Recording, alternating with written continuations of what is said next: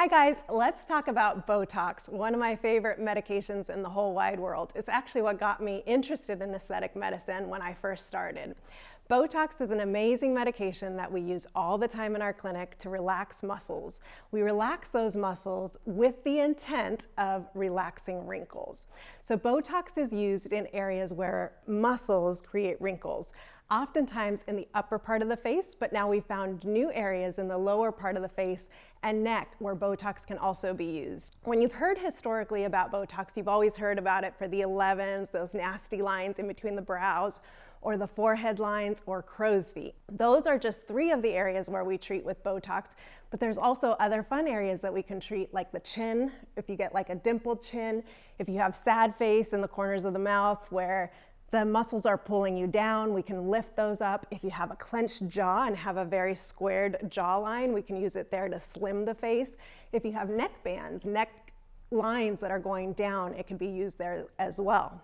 Keep in mind that it does not work well for trauma lines. And what I mean by trauma lines is lines that are created by sleep or repetitive motions. So like tech neck doesn't work great for that. Those are not caused by muscles, it's caused by looking down at your phone all day long.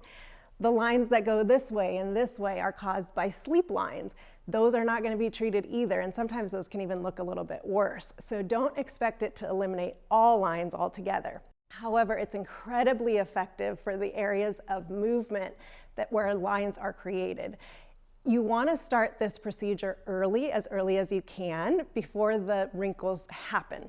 So there's something called preventative Botox, which can be used in 20 and 30-year-olds, where they're starting to see hints of the lines, but they really haven't formed. And that's our ideal time to start Botox. But if you're a little bit later in the game, it's still great to incorporate this into your aesthetic plan, because we don't want those lines getting deeper and deeper.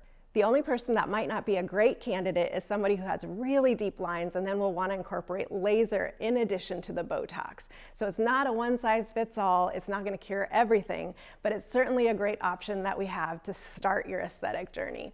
It doesn't require any numbing, you just come in, it's a very quick procedure. All of it is muscle-based, so we're going to ask you to move the muscles so we know where to inject the medication and then see how your expressions go. Typical dosing is 20 units, and 24 units around the eyes. Keep in mind that that's all based on a bell curve, so most people are going to need that 64-unit dose. Some people might need a little less, and some people might need a little bit more. And remember that if you've been going to a place where you've been getting underdosed, say you're getting 10 units and 10 units, and that's just not working long enough for you, I always want you to remember dose equals duration. So the higher the dose, the longer the duration. There's not very much pain involved in this, so you don't need to be scared about it. However, a needle is going in your face, so don't expect to be bruise-free. Unfortunately, we don't have x-ray vision where we can see in your face and under your skin and see all the blood vessels. So to avoid bruising, there's things you can do and there's things we can do. We can inject a little bit slower, try to use our eyes to see where we can see blood vessels, but always know it's always a possibility. We don't want you upset by it. Know that if you're coming in for an elective cosmetic procedure, that there might be elective things that are gonna happen afterwards. So we don't want you upset if there's ever a bruise. It's bound to happen on one of your treatments. We're sorry for it, but plan on it, and so that way you're not disappointed. There's not much downtime with this procedure. Typically you walk out of the clinic just with little bumps on your face. Those go down in about 10 minutes. They do not stay with you the rest of the time. And remember that Botox takes anywhere from 7 to 14 days to kick in. This is not going to be something you walk out of the clinic and you see right away. You want to wait those full 2 weeks to see what the results are.